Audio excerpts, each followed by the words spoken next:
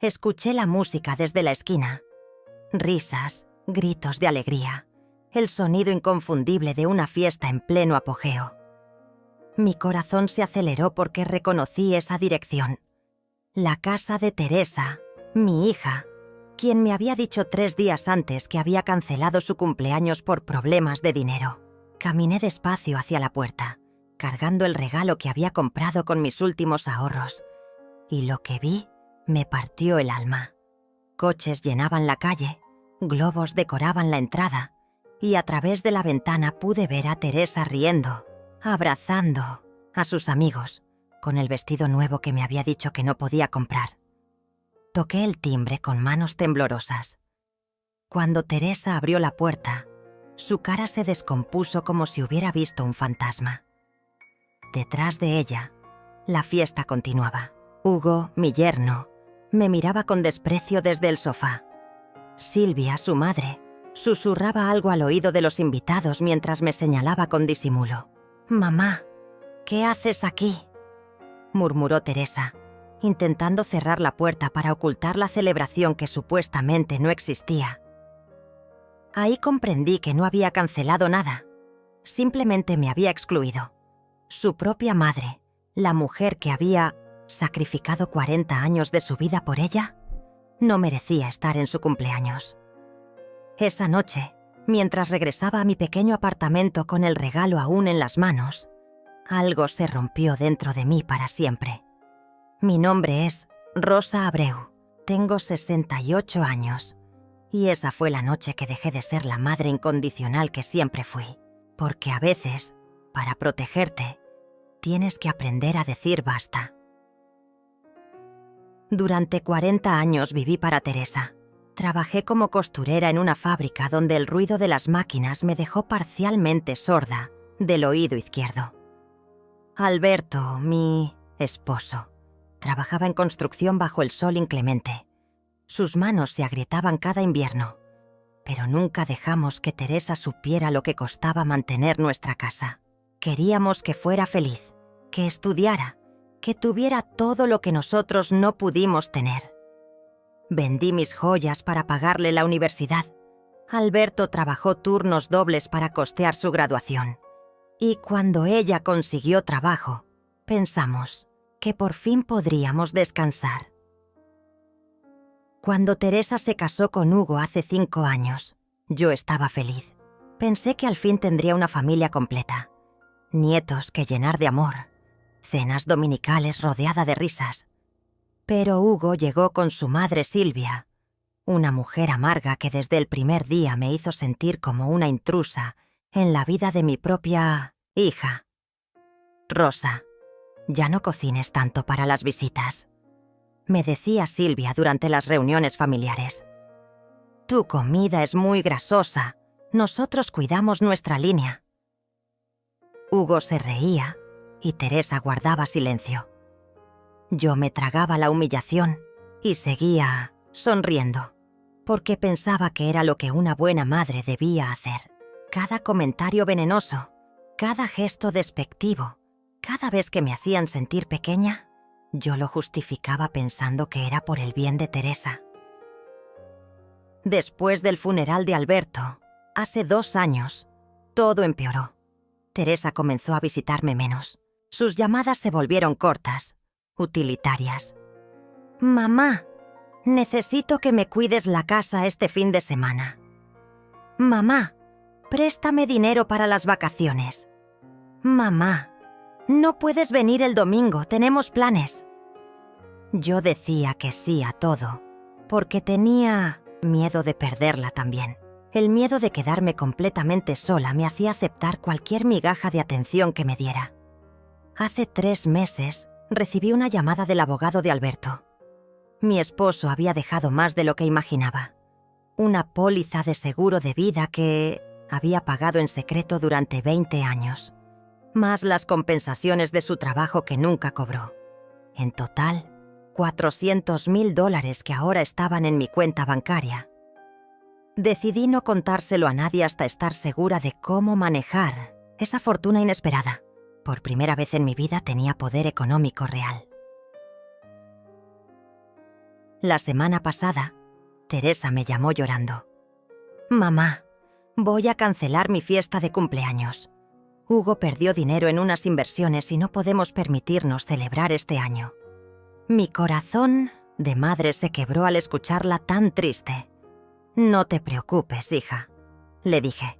«Lo importante es que estés bien. Ya habrá otros cumpleaños». Esa conversación me mantuvo despierta toda la noche, imaginando formas de ayudarla sin que se sintiera avergonzada. Al día siguiente fui al centro comercial y gasté $300 en un collar de perlas que había visto admirar en una vitrina meses atrás. Aunque no haya fiesta, pensé, al menos tendré un regalo hermoso para alegrarle el día. Imaginé su sonrisa al ver las perlas. Tal vez hasta me invitaría a tomar café y podríamos hablar como antes. Pero cuando llegué a su casa esa noche y vi la verdad, cuando escuché esa música que me había negado, cuando vi esos coches que representaban a toda la gente que sí merecía estar ahí, comprendí que toda mi vida había sido una mentira. No era una madre querida, era un estorbo del que había que deshacerse para que los demás pudieran divertirse. Parada ahí, con el regalo aún en mis manos, me di cuenta de que la bondad me había vuelto ciega y el amor me había vuelto tonta. «Mamá, no esperaba verte», balbuceó Teresa, bloqueando la entrada con su cuerpo. Detrás de ella, Hugo se acercó con una sonrisa falsa. «Rosa, qué sorpresa», dijo con esa voz que siempre usaba cuando quería parecer educado, pero en realidad me despreciaba. «Teresa me contó que cancelaron la fiesta por problemas económicos», respondí, sosteniendo el regalo con manos que temblaban de humillación. «Veo que encontraron la forma de celebrar después de todo». La mirada que intercambiaron fue como una puñalada. Hugo tomó del brazo a Teresa y susurró algo que no pude escuchar, pero vi cómo ella asentía. «Mamá, es que decidimos hacer algo pequeño, íntimo, solo con algunos amigos cercanos», mintió mi hija con la misma cara que ponía cuando era niña y rompía algo en casa. «No queríamos molestarte viniendo hasta acá por tan poca cosa. Por tan poca cosa». Mi presencia era una molestia. 40 años criándola, y mi presencia en su cumpleaños era una molestia. Silvia apareció detrás de ellos, con una copa de vino en la mano y esa sonrisa venenosa que siempre me dedicaba. «Rosa, querida, qué lástima que no avisaste que venías. Ya sabes cómo es esto. Las reuniones improvisadas son más relajadas, sin compromisos familiares». La palabra compromisos sonó como si fuera una carga, un peso que había que soportar. «Entiendo», dije, extendiendo el regalo hacia Teresa. «Al menos permíteme darte esto. Lo compré pensando en ti». Teresa tomó la caja pequeña con desgana, como si fuera una obligación más. «Gracias, mamá. Puedo abrirlo después cuando tengamos más tiempo». No lo iba a abrir. Ni siquiera se molestó en fingir emoción. «Rosa, deberías irte ya», intervino Hugo. «Teresa está cansada y mañana tenemos que madrugar». Mentira tras mentira. Podía escuchar la música, las risas, el sonido de la celebración que continuaba, sin mí.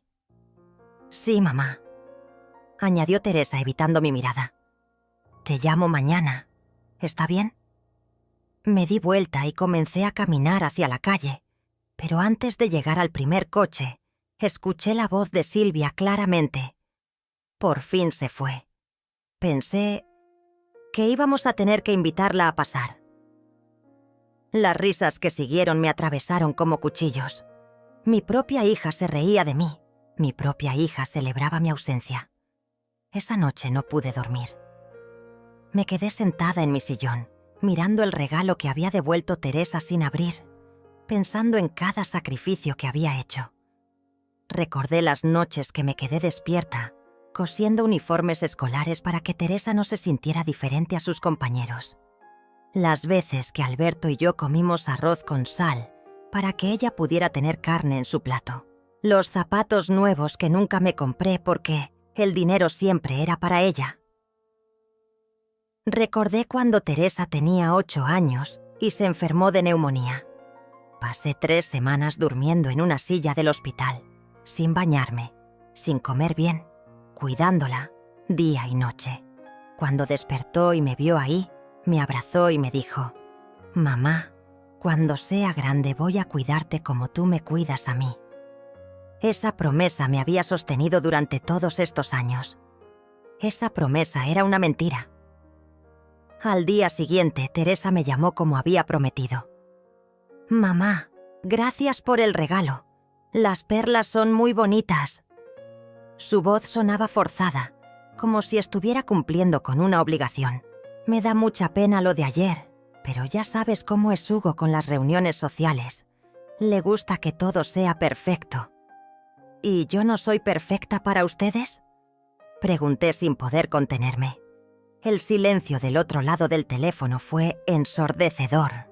«Mamá, no es eso. Es que eres muy diferente a nuestros amigos.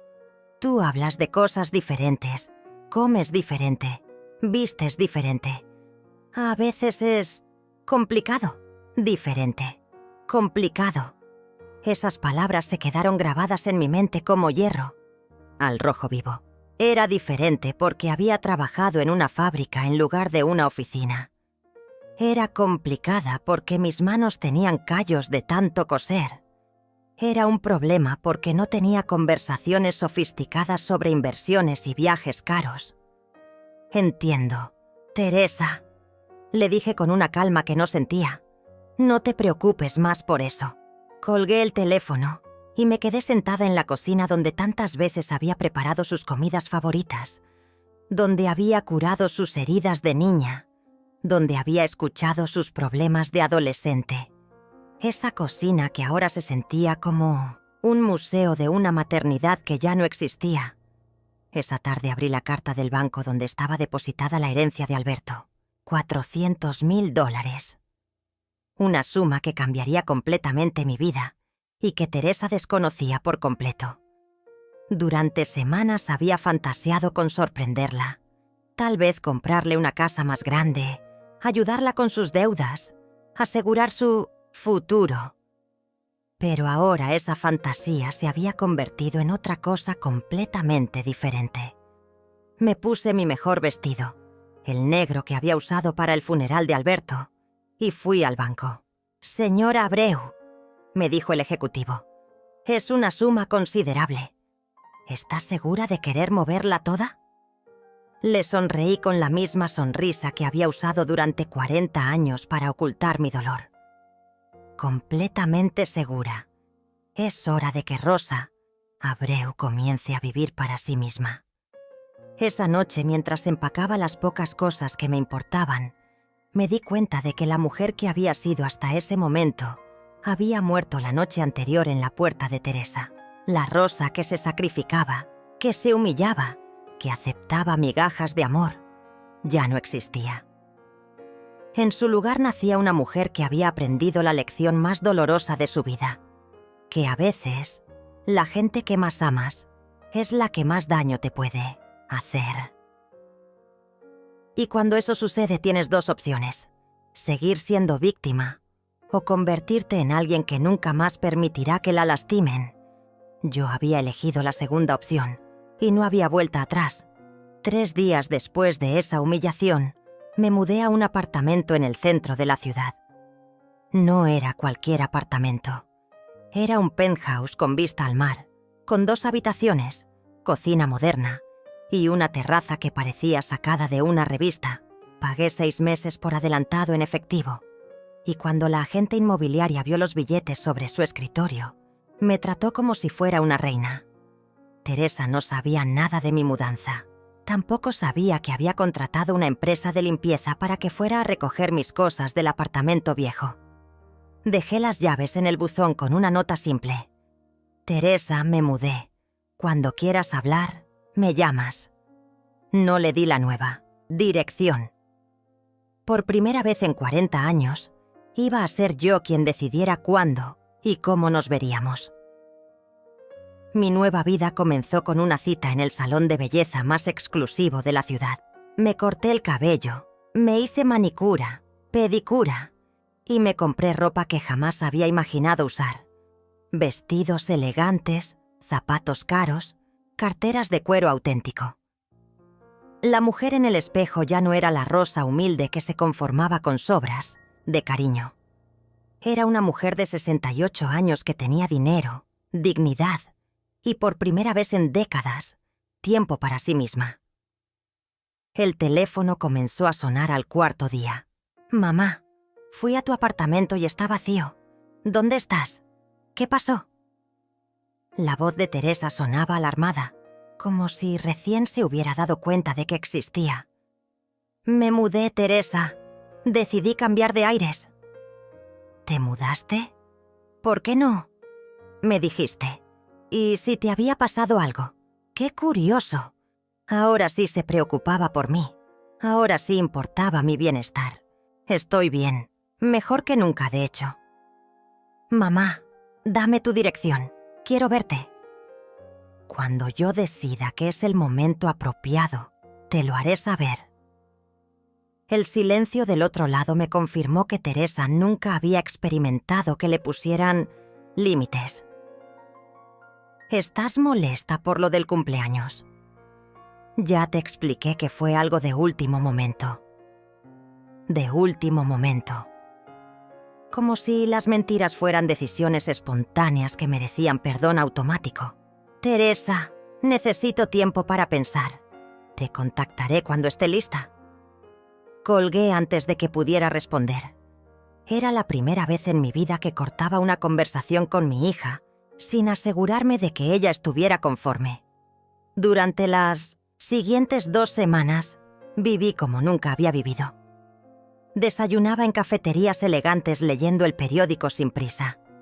Almorzaba en restaurantes donde el menú no tenía precios y nadie me miraba raro por comer sola. Me inscribí en clases de pintura, algo que siempre había querido hacer pero nunca tuve tiempo. Compré libros, plantas, decoraciones para mi nuevo hogar. Por primera vez entendí lo que significaba vivir, en lugar de solo sobrevivir. Teresa llamaba todos los días. Sus mensajes evolucionaron de la preocupación al enojo, luego a la desesperación. «Mamá, Hugo dice que estás actuando de forma inmadura. Mamá, necesito hablar contigo sobre algo importante. Mamá, ya basta de este juego». Juego. Para ella mi necesidad de dignidad era un juego. La tercera semana decidí contestar. «Hola, Teresa». «Por fin contestas». «Mamá, esto es ridículo. Soy tu hija. Tengo derecho a saber dónde vives». Derecho. Como si la maternidad fuera un contrato que me obligaba a estar disponible para sus caprichos. Los derechos se ganan con respeto, Teresa. Y el respeto se demuestra con acciones, no con palabras. No entiendo por qué estás tan dramática. Solo fue una fiesta pequeña. No es para tanto. No era para tanto. 40 años de sacrificios reducidos a una frase despectiva. ¿Sabes qué no es para tanto, Teresa? Que una madre de 68 años decida vivir su vida sin pedir permiso a una hija que la trata como un estorbo. «Yo no te trato como un estorbo», gritó, pero su voz sonaba falsa hasta para ella misma. «Te amo, mamá. Eres importante para mí». Si fuera importante para ti, no me habrías mentido. Si me amaras, no me habrías humillado delante de extraños. Si fuera tu prioridad, no me habrías excluido del día más importante del año para cualquier madre celebrar la vida de su hija. El llanto que siguió podría haber ablandado mi corazón hace un mes, pero ese corazón había aprendido a distinguir entre lágrimas de arrepentimiento genuino y lágrimas de frustración por no salirse con la suya. «Mamá, por favor, ven a casa. Hablemos como siempre hacíamos, como siempre hacíamos». Ella hablaba, yo escuchaba, Ella pedía, yo daba. Ella decidía, yo obedecía. Teresa, esa dinámica se acabó. Si quieres tener una relación conmigo, será bajo nuevas reglas. Reglas donde mi dignidad sea respetada y mi presencia sea valorada, no tolerada. ¿Qué reglas? ¿De qué hablas? Su voz ahora sonaba genuinamente confundida, como si el concepto de respeto mutuo fuera completamente extraño para ella. Hablaremos cuando yo esté lista, en el lugar que yo elija, en los términos que yo establezca. Por primera vez en 40 años, Teresa, vas a aprender que tu madre no es un objeto que puedes usar cuando te convenga y descartar cuando te estorbe. Colgué y apagué el teléfono. Esa noche, desde mi terraza con vista al mar, bebí una copa de vino caro mientras veía el atardecer. Por primera vez en décadas, el silencio no me asustaba. El silencio era paz. El silencio era poder. El silencio era la primera palabra en el vocabulario de mi nueva vida. Y Teresa tendría que aprender a respetar ese silencio, porque la madre desesperada por migajas de amor había muerto. En su lugar había nacido una mujer que sabía exactamente lo que valía. Un mes después de mi desaparición, Hugo apareció en el banco donde siempre había hecho mis transacciones. No sabía que ya no tenía cuenta ahí, que había transferido todo mi dinero a una institución privada donde la privacidad era sagrada. Lo vi desde la cafetería de enfrente, hablando con el gerente, gesticulando con desesperación. Estaba buscándome como un detective aficionado, y eso me divirtió profundamente. Esa misma tarde, Silvia fue a la iglesia donde yo solía ir los domingos. Le preguntó al padre Martín si sabía algo de mí. Rosa es una mujer muy reservada, le respondió el sacerdote. Si decidió tomarse un tiempo para sí misma, debemos respetar esa decisión. Desde mi nuevo banco en la última fila, escuché toda la conversación. Silvia salió frustrada, sin saber que estaba a metros de distancia de la mujer que tanto buscaba. Teresa había reclutado a toda la familia para encontrarme. Sus primas me llamaban fingiendo casualidad. Tía Rosa, ¿cómo estás? Hacía tiempo que no sabíamos de ti. Como si alguna vez se hubieran preocupado por saber de mí cuando no era una emergencia familiar. Les respondía con amabilidad, pero sin dar información. Estoy muy bien, querida, disfrutando de una nueva etapa de mi vida. La cuarta semana, Teresa apareció en el supermercado donde solía hacer compras. Preguntó en cada caja si alguien me había visto. Una de las cajeras, que me conocía desde hacía años, le dijo: «Hace tiempo que no veo a su mamá por aquí. Espero que esté bien». Teresa salió de ahí con lágrimas en los ojos, cargando una desesperación que no había sentido nunca, porque siempre supo exactamente dónde encontrarme. Mientras ellos me buscaban, yo construía mi nueva vida con la precisión de un arquitecto. Me inscribí en un club de lecturas donde conocí a mujeres de mi edad que tenían vidas interesantes, que viajaban, que tenían opiniones propias. Rosa, tienes una perspectiva muy refrescante sobre la vida, me dijo Julia, una viuda de 70 años que había sido profesora universitaria. Por primera vez en décadas, alguien valoraba mis pensamientos sin condescendencia. Comencé a tomar clases de francés. Siempre había querido aprender, pero nunca tuve tiempo porque cada momento libre lo dedicaba a Teresa. Madame Rosa tiene un talento natural para los idiomas. Me felicitó el profesor después de la tercera clase. Me sentí inteligente, capaz, valiosa por mis propios méritos y no por mi capacidad de sacrificio. El quinto viernes de mi nueva vida, decidí ir al teatro. Compré una entrada para la función más cara, en primera fila. La obra era sobre una mujer que descubría su fuerza después de años de abuso emocional. Durante el intermedio, una señora elegante se acercó a mí. «Disculpe, usted no es Rosa Abreu». Creo que trabajamos juntas hace muchos años en la fábrica textil. Era Emilia, una compañera de la fábrica que había dejado el trabajo para abrir su propia boutique.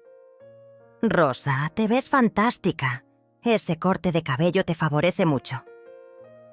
Conversamos durante todo el intermedio. Siempre me acordé de ti, me dijo. Eras la única que me defendía cuando las supervisoras se burlaban de mis ideas de negocio. Si no hubiera sido por tu apoyo, nunca habría tenido el valor de renunciar. No recordaba esa conversación específica, pero me di cuenta de que durante años había dado fuerza a otras mujeres sin darme cuenta. Había sido generosa, valiente, solidaria con todo el mundo, excepto conmigo misma. Emilia, me da mucho gusto verte tan exitosa. Rosa, tienes que venir a mi boutique. Tengo ropa perfecta para ti. Una mujer con tu elegancia natural merece vestirse como una reina. Al día siguiente fui a la boutique de Emilia. Era un lugar hermoso, lleno de ropa sofisticada pero no ostentosa. Este vestido fue hecho para ti, me dijo, mostrándome un vestido azul marino que costaba más de lo que yo solía gastar en ropa en 6 meses. Me lo probé, y cuando me vi en el espejo, no reconocí a la mujer que me devolvía la mirada. Era elegante, segura, radiante. Me lo llevo, dije sin dudar. Y también esos zapatos, esa cartera y ese abrigo. Emilia sonreía mientras calculaba el total. Rosa, perdóname la curiosidad, pero ¿estás bien económicamente? Es que recuerdo que en la fábrica siempre decías que no podías permitirte ciertos lujos. La miré directamente a los ojos. Emilia, resulta que mi esposo me dejó muy bien parada. Estoy aprendiendo a vivir como merezco. Esa noche, vestida con mi ropa nueva, fui a cenar a un restaurante elegante. Pedí langosta y vino francés. El mesero me trataba con respeto. El sommelier me explicaba cada vino como si fuera una experta, y otros comensales me miraban con admiración. Por primera vez entendí que el respeto no se mendiga, se proyecta. Mientras saboreaba la langosta, mi teléfono vibró. Era un mensaje de Teresa. «Mamá, por favor, estoy desesperada. No sé si estás bien, si tienes dinero, si necesitas algo. Hugo dice que tal vez te fuiste del país. Por favor, dame una señal de que estás viva». Tomé una foto de mi plato de langosta, con la copa de vino francés al lado, con el ambiente elegante del restaurante de fondo. Se la envié sin ningún mensaje. 2 minutos después, mi teléfono empezó a sonar. No contesté. Volví a sonar. Lo apagué. Esa noche, acostada en mi cama de sábanas de seda, me di cuenta de algo fundamental. Teresa no me extrañaba a mí, extrañaba tener control sobre mí. No le preocupaba mi bienestar. Le preocupaba no saber dónde estaba la mujer que siempre había estado disponible para sus necesidades. Pero esa mujer ya no existía. En su lugar había una Rosa que cenaba langosta, hablaba francés, compraba ropa cara y tenía amigas interesantes.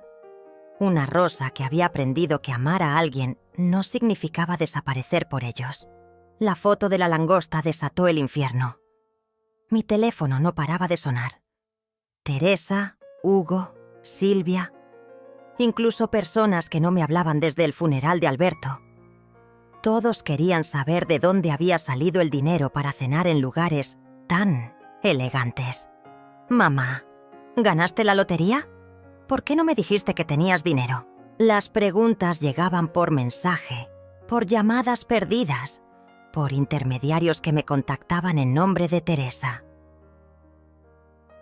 Decidí contestar el teléfono cuando Hugo llamó por 10ª vez en 1 hora. «Rosa, necesitamos hablar.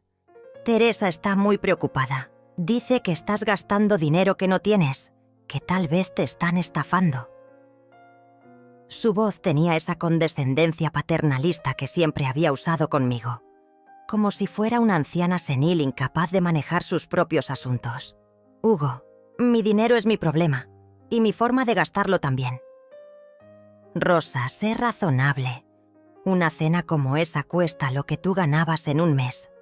Teresa piensa que tal vez estás enferma, que estás tomando decisiones irracionales. Enferma. Irracionales. Para ellos, una mujer de mi edad solo podía tener dinero si estaba loca o si alguien la estaba manipulando. Dile a Teresa que estoy perfectamente cuerda y que tengo derecho a gastar mi dinero como se me dé la gana. ¿Tu dinero? Rosa, Teresa es tu única hija. Si tienes alguna herencia o algo así, ella debería saberlo. Es lo justo. Ahí estaba. La verdad. No les preocupaba mi bienestar. Les preocupaba que estuviera gastando dinero que consideraban suyo por derecho. Hugo, la única persona que tiene derecho a saber sobre mis finanzas soy yo. Cuando Teresa me trate con respeto, tal vez considere incluirla en mi vida nuevamente. Rosa, no seas infantil. Lo del cumpleaños fue un malentendido. Un malentendido. Como si mentirme deliberadamente fuera un error accidental que merecía perdón inmediato. Colgué y bloqueé su número. Esa tarde fui a un spa exclusivo donde me hicieron un tratamiento facial completo, masaje con piedras calientes y una sesión de aromaterapia que costó más de lo que gastaba en comida en una semana cuando vivía para complacer a Teresa. Mientras me relajaba en la sala de vapor, pensé en lo irónico de la situación. Ahora que tenía dinero para ayudarlos realmente, ellos solo se acercaban por codicia. El siguiente viernes decidí hacer algo que nunca había hecho. Fui sola a un bar elegante. Pedí un martini y me senté en la barra a observar a la gente. Un hombre de mi edad, distinguido y bien vestido, se acercó. «Disculpe, ¿está esperando a alguien?» «No», respondí con confianza. «Estoy disfrutando de mi propia compañía». Se presentó como Simón, un viudo retirado que había sido ingeniero. Conversamos durante 2 horas sobre libros, viajes, música.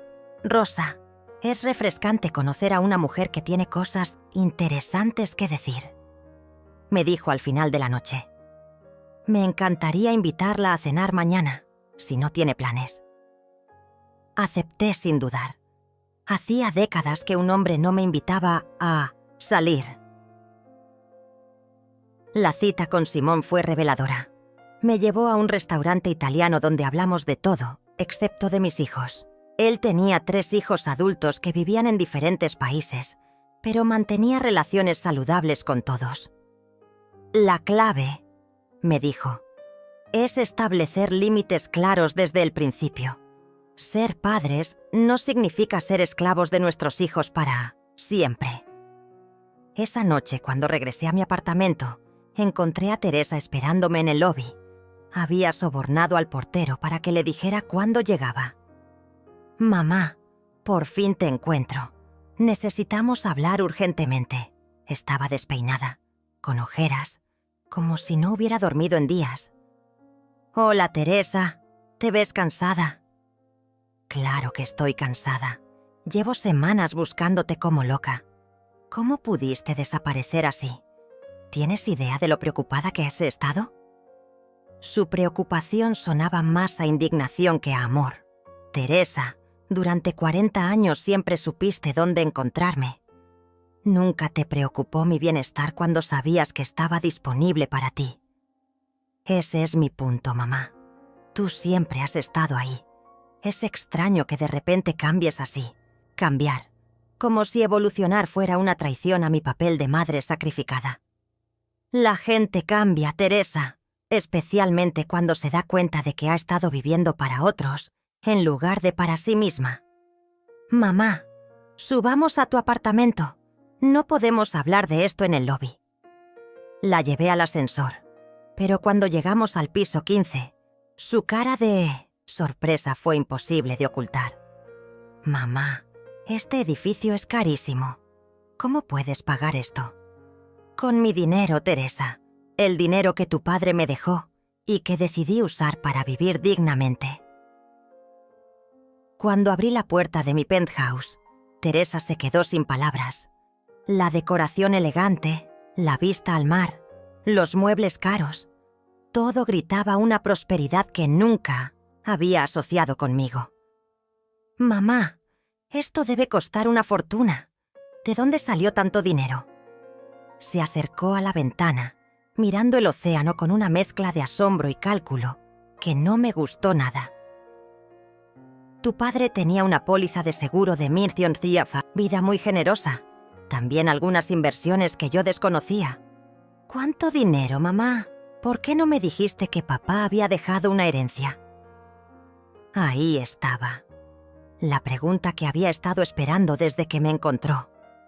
No le importaba mi felicidad, mi nueva vida, mi bienestar emocional. Solo quería saber cuánto dinero había y por qué no había corrido a compartirlo con ella. «Teresa, el dinero que tu padre me dejó es mío para administrar como considere apropiado. Cuando demuestre que me valoras como persona y no como un cajero automático, tal vez hablemos de mi patrimonio». «¿Cómo puedes decir eso? Soy tu hija. Tengo derecho a saber sobre la herencia de mi padre». Derecho. Siempre volvíamos a sus derechos, nunca a mis derechos, nunca a mi dignidad, nunca a mi valor como ser humano independiente de mi papel como proveedora. «Teresa, los únicos derechos que tienes sobre mí son los que yo decida otorgarte, y hasta ahora no has hecho nada para merecerlos». La conversación que siguió fue la más honesta que habíamos tenido en años, pero también fue la que confirmó mis peores sospechas sobre las verdaderas motivaciones de mi hija. «Mamá, no puedo creer que me estés hablando así, después de todo lo que hemos pasado juntas». Teresa se sentó en mi sofá de cuero como si fuera suyo, examinando cada detalle del apartamento con ojos calculadores. «Todo lo que hemos pasado juntas», repetí lentamente. «¿Te refieres a todos los años que trabajé para darte lo mejor? ¿O te refieres a los años recientes donde me has tratado como un estorbo?». «Yo nunca te he tratado como un estorbo. Eres mi madre, te amo». Sus palabras sonaban huecas, como un disco rayado que repite la misma frase sin sentimiento. «Teresa, cuando alguien ama a otra persona, no le miente sobre fiestas canceladas. Cuando alguien ama, no excluye. Cuando alguien ama, no se avergüenza de la presencia del ser querido». Se levantó y caminó hacia la cocina, abriendo las alacenas como si fuera su casa. «Mira toda esta comida cara, estos vinos, estos electrodomésticos. Mamá, esto es una fortuna. Y mientras tú vives como una reina, nosotros tenemos deudas». Ahí estaba la verdad. No había venido por amor, había venido por dinero. «¿Qué deudas, Teresa?». «Hugo perdió dinero en esas inversiones que te mencioné. Debemos 3 meses de hipoteca. El banco nos está presionando». «Y automáticamente pensaste en mí para solucionar tus problemas financieros. Eres mi madre. Se supone que los padres ayudan a sus hijos cuando están en problemas. Se supone». Siempre volvíamos a lo que se suponía que yo debía hacer. «Teresa, durante 40 años hice lo que se suponía que debía hacer. Trabajé cuando se suponía que debía trabajar. Ahorré cuando se suponía que debía ahorrar. Me sacrifiqué cuando se suponía que debía sacrificarme. Ahora voy a hacer lo que quiero hacer». «Pero somos familia, mamá. La familia se ayuda». «La familia también se respeta, Teresa. La familia se incluye en momentos importantes. La familia no miente para excluir a sus miembros». Se sentó de nuevo, esta vez con lágrimas en los ojos. Pero estas lágrimas no me conmovieron como antes. Había aprendido a distinguir entre lágrimas de arrepentimiento y lágrimas de manipulación. «Está bien, me equivoqué con lo del cumpleaños. Fue un error, pero no puedes castigarme para siempre por eso. Un error. Como si la humillación deliberada fuera un tropiezo accidental. Teresa, no te estoy castigando. Estoy protegiéndome. Hay una diferencia. ¿Protegerte de qué? ¿De tu propia hija? ¿De la persona en que te has convertido? ¿De alguien que me ve como un recurso en lugar de como un ser humano? ¿De alguien que me valora por lo que puedo dar, no por lo que soy? Hugo apareció una hora después, como si hubiera estado esperando, en el estacionamiento. Rosa, Teresa me contó que tienes un apartamento increíble. Felicitaciones por la herencia. No había ni un gramo de genuina felicidad en su voz, solo cálculo frío. Gracias, Hugo. Es reconfortante vivir cómodamente después de tantos años de privaciones. Mira, Rosa, sabemos que estás molesta por lo del cumpleaños, pero ya es hora de que seamos una familia unida otra vez, especialmente ahora que tienes los recursos para ayudarnos a todos. Ayudarlos a todos, como si mi dinero fuera un fondo familiar del cual todos tenían derecho a disponer. Hugo, mi dinero es para mi comodidad y mi seguridad. No es para solucionar los problemas financieros de adultos que tomaron malas decisiones. ¿Malas decisiones? Rosa, invertí ese dinero para asegurar el futuro de Teresa, para darle una vida mejor. ¿Con dinero que no era tuyo? ¿Con dinero que le pediste prestado a bancos sin tener forma de pagarlo? Los negocios tienen riesgos, Rosa. Eso no lo entenderías. No lo entendería. Como si 40 años trabajando en una fábrica no me hubieran enseñado nada sobre la responsabilidad financiera. Hugo, entiendo perfectamente que gastaste dinero que no tenías en inversiones que no comprendías y ahora quieres que yo pague por tu irresponsabilidad.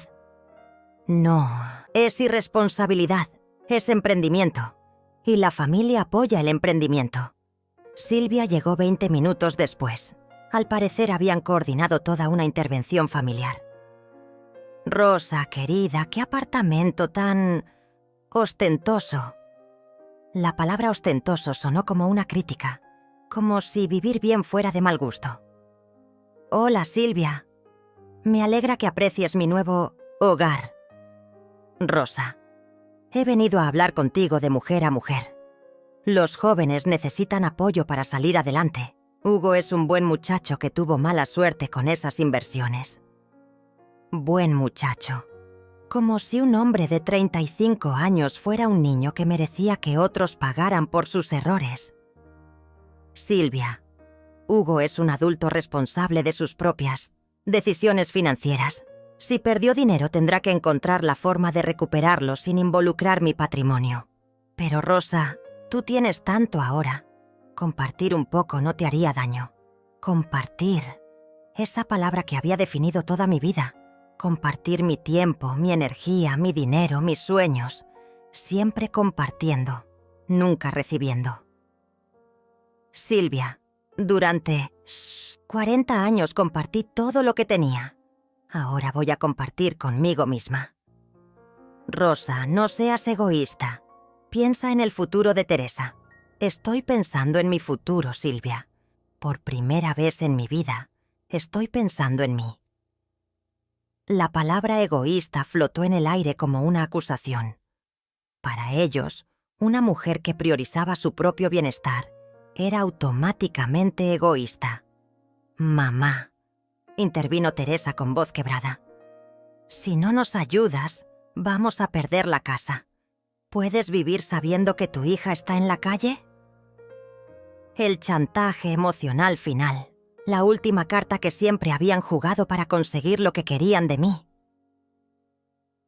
Me levanté del sofá y caminé hacia la ventana, mirando el océano que ahora era parte de mi vista diaria. Teresa, si pierden la casa, será consecuencia de las decisiones de Hugo, no de mis acciones. Yo no los puse en esa situación, y no es mi responsabilidad sacarlos de ella. El silencio que siguió fue ensordecedor. Por primera vez en mi vida, había puesto límites claros, y ellos no sabían cómo reaccionar ante una Rosa que ya no se sacrificaba automáticamente por su comodidad. Pero lo que vino después me demostró hasta qué punto estaban dispuestos a llegar para conseguir mi dinero. Está bien, mamá. Si esa es tu decisión, la respeto. Teresa se levantó con una sonrisa que no llegaba a sus ojos. Solo espero que cuando estés vieja y enferma, no esperes que yo esté ahí para cuidarte. La amenaza era clara.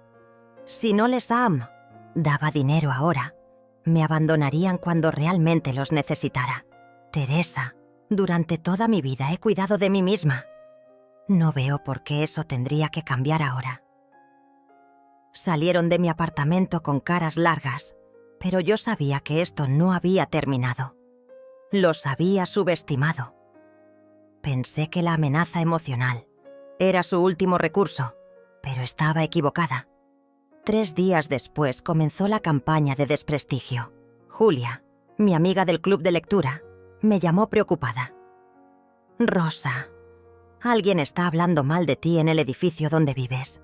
Dicen que abandonaste a tu familia y que estás gastando la herencia de tu esposo en lujos mientras tu hija pasa necesidades.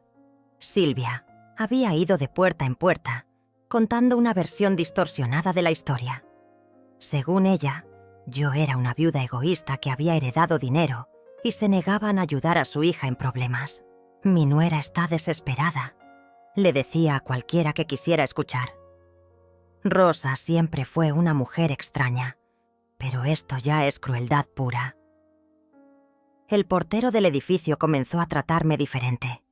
Las miradas en el lobby se volvieron incómodas. Algunos vecinos que antes me saludaban amablemente, ahora me ignoraban. Era increíble cómo una historia contada con la perspectiva correcta podía convertir a la víctima en villana.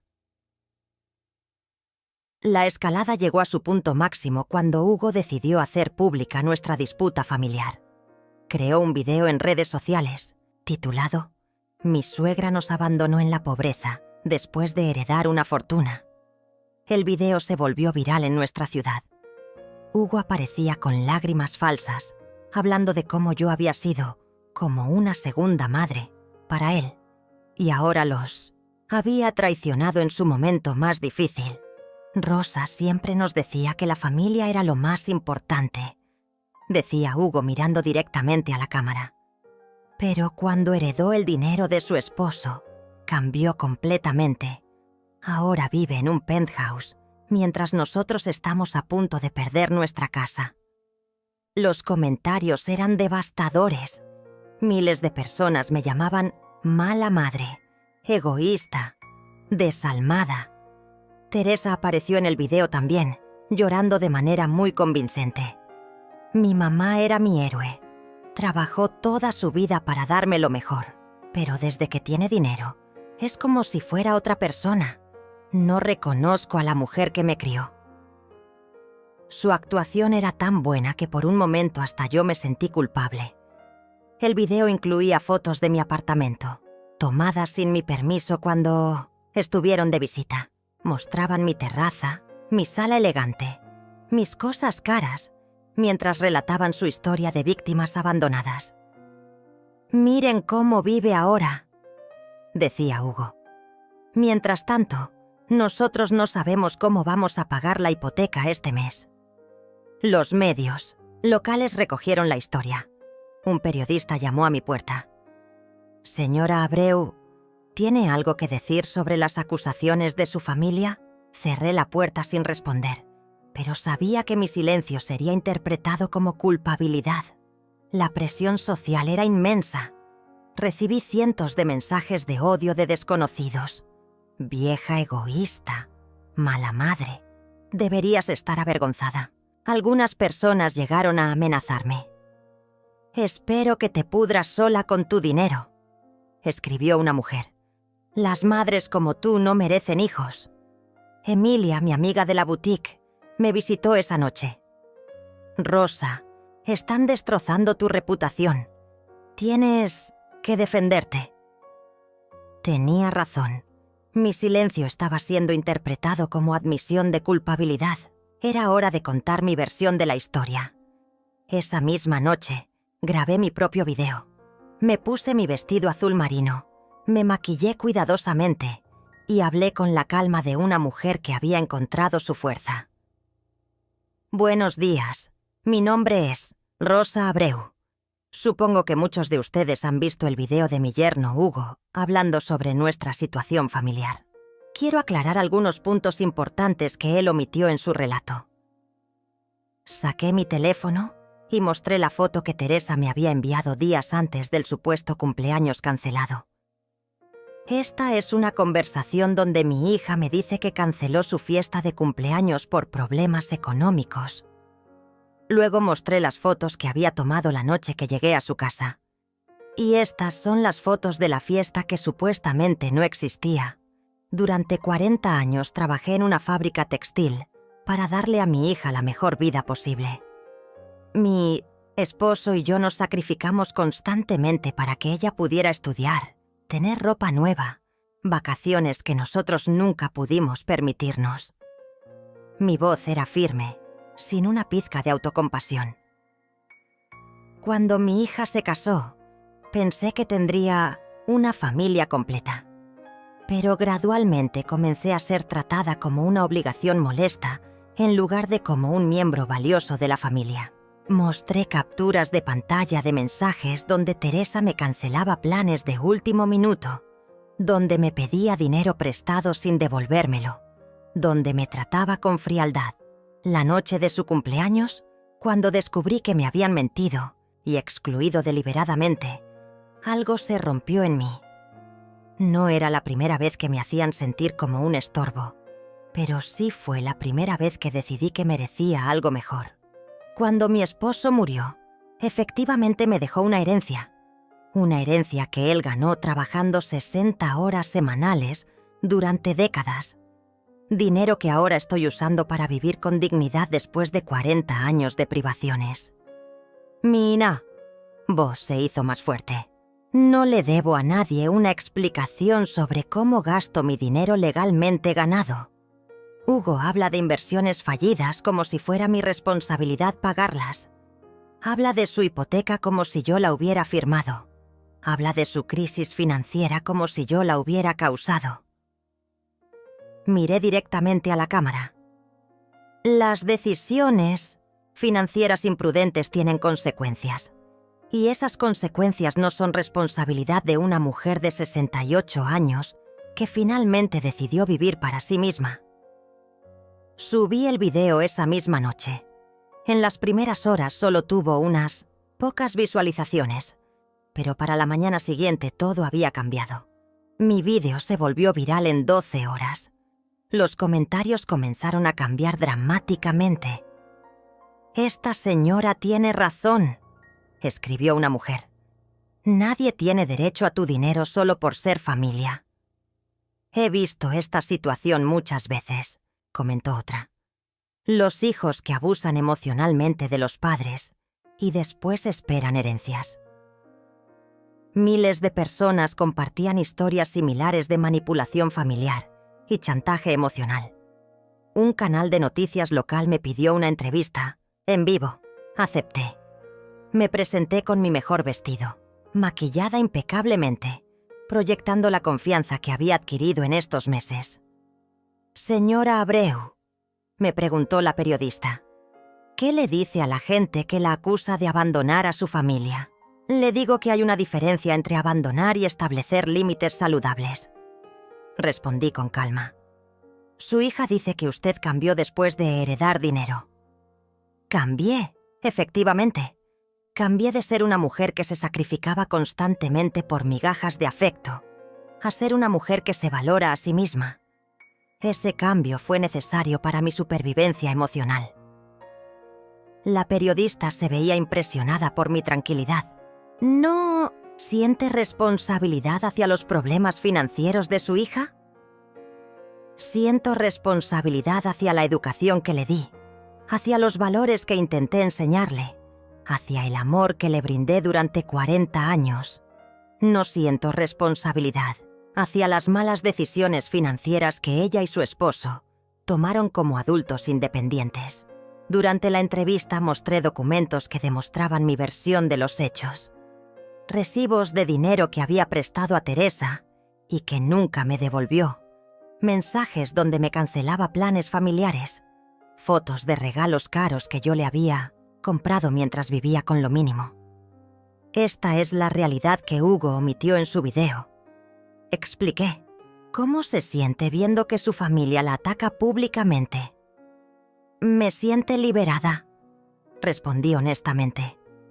Porque ahora todo el mundo puede ver el patrón de manipulación que yo viví en silencio durante años. Ya no tengo que fingir que esto es normal o aceptable.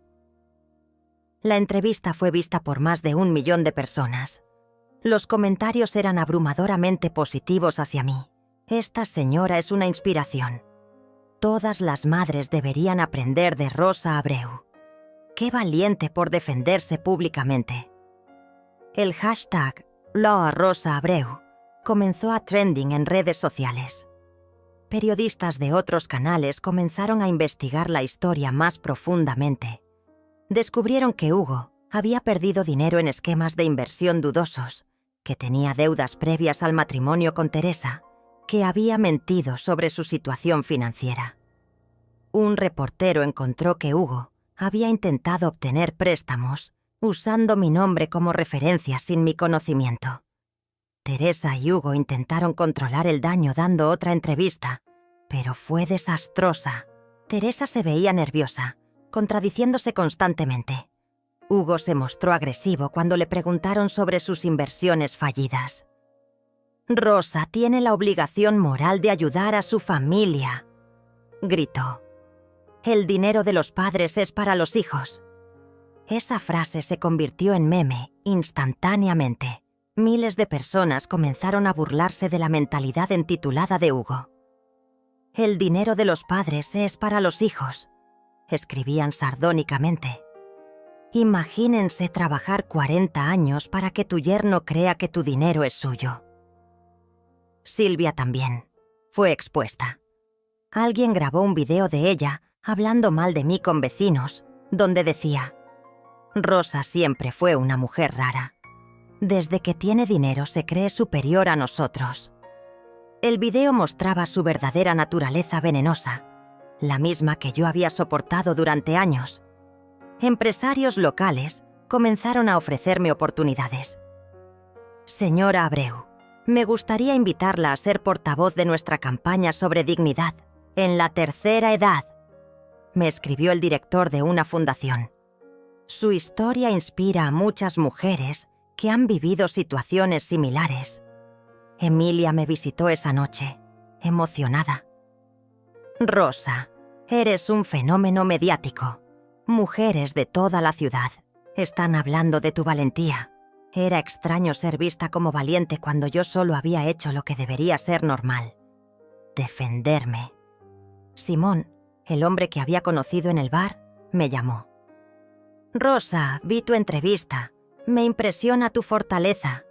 ¿Te gustaría cenar conmigo? ¿Esta noche para celebrar?» Cenamos en el restaurante más elegante de la ciudad. «Admiro a las mujeres que no se dejan pisotear», me dijo. «Tu historia me recuerda por qué es importante mantener límites claros con la familia». Esa noche, mientras bebíamos vino en mi terraza, Simón me contó su propia historia. «Mis hijos me presionaron durante años para que les comprara casas, coches, para que pagara sus deudas. Un día dije basta. Fue lo mejor que hice por ellos y por mí». Era reconfortante saber que no era la única persona que había enfrentado manipulación familiar. Al día siguiente recibí una llamada inesperada. Era un abogado especializado en derecho familiar. «Señora Abreu, he estado siguiendo su caso. Me preocupa que su familia pueda intentar acciones legales para acceder a su herencia». Tenía razón. Esa misma tarde, Teresa y Hugo aparecieron en las noticias anunciando que iban a demandarme. «Mi madre está claramente influenciada por alguien», declaró Teresa.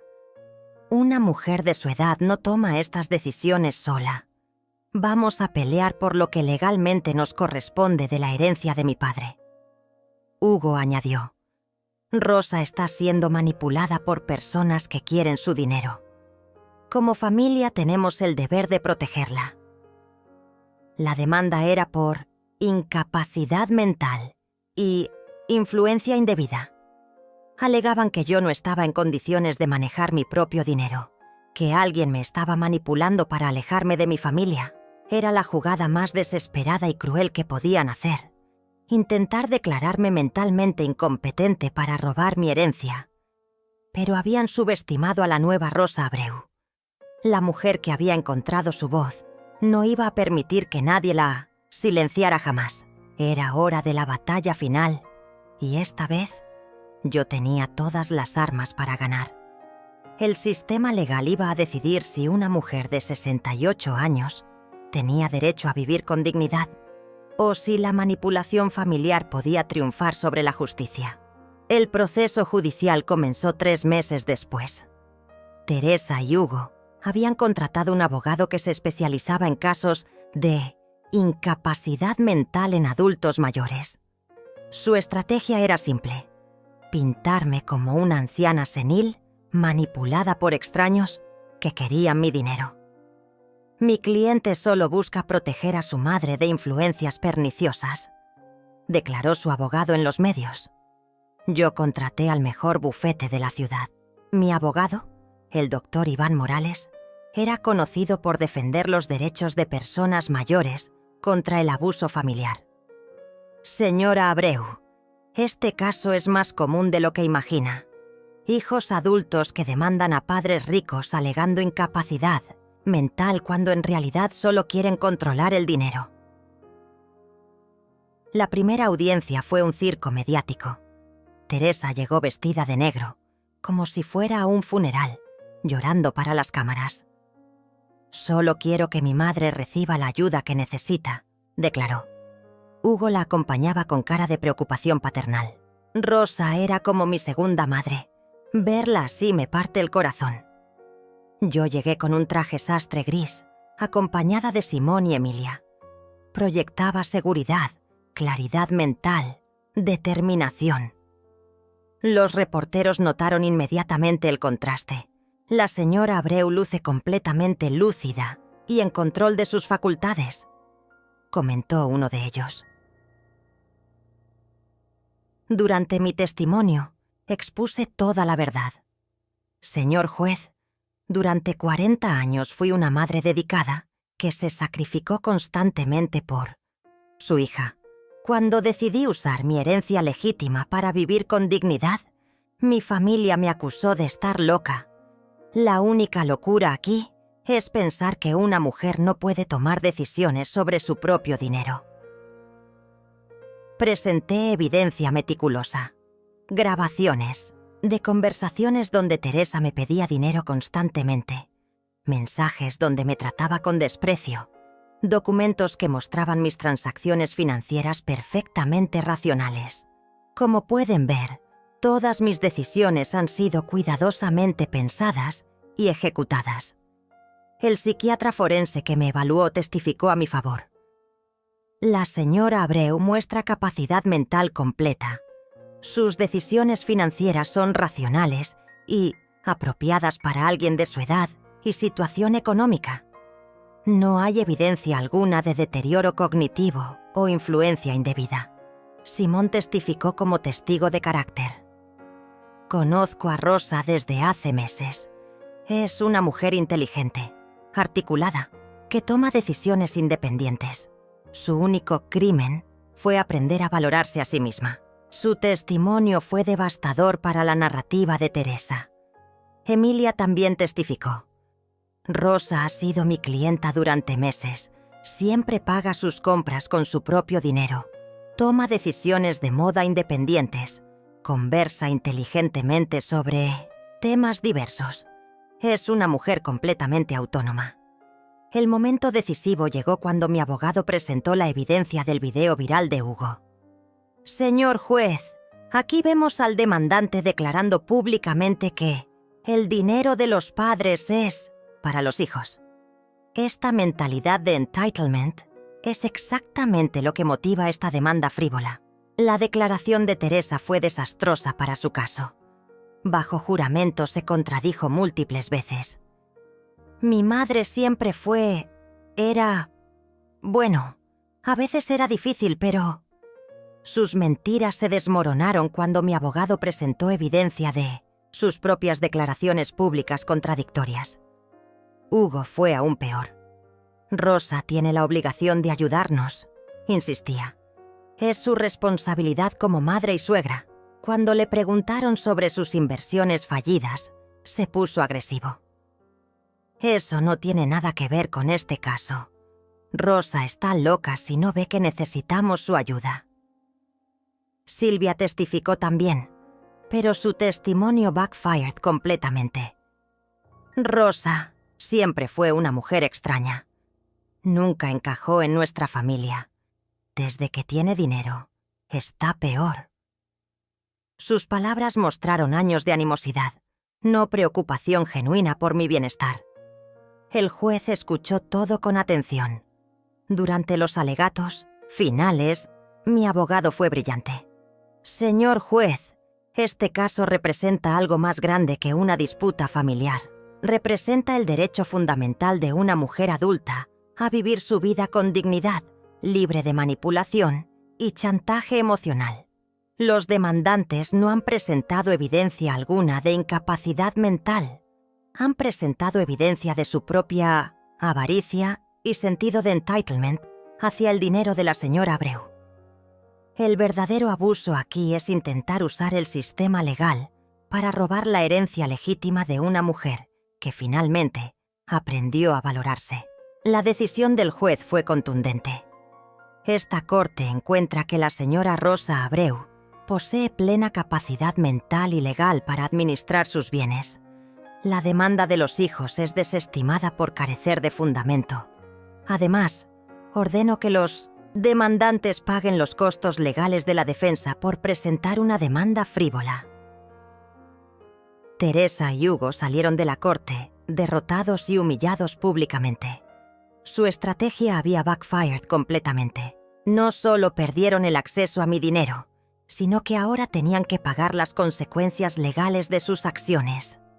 Esa noche celebré en mi apartamento con Simón, Emilia y mis nuevas amigas del club de lectura. Rosa, has inspirado a mujeres en todo el país, me dijo Julia.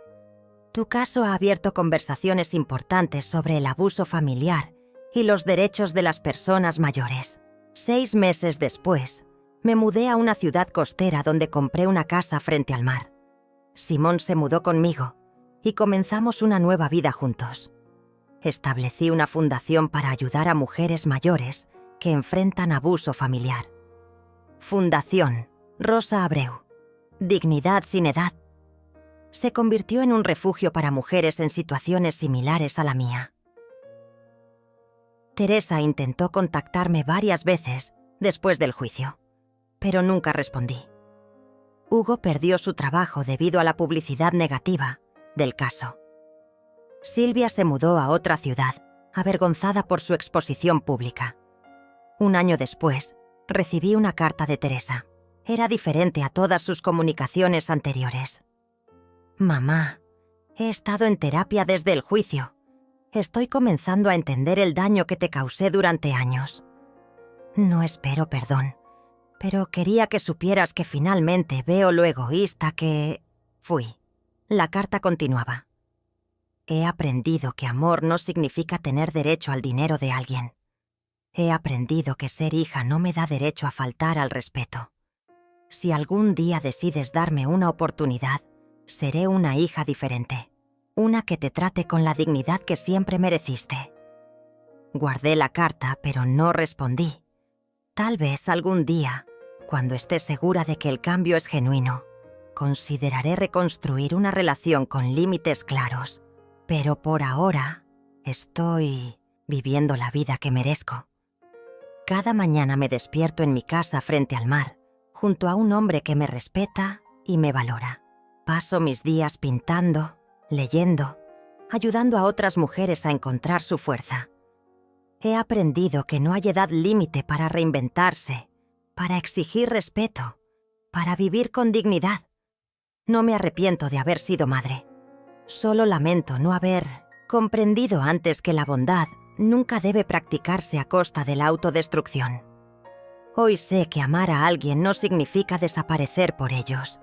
Y esa lección, aunque llegó tarde, me salvó la vida.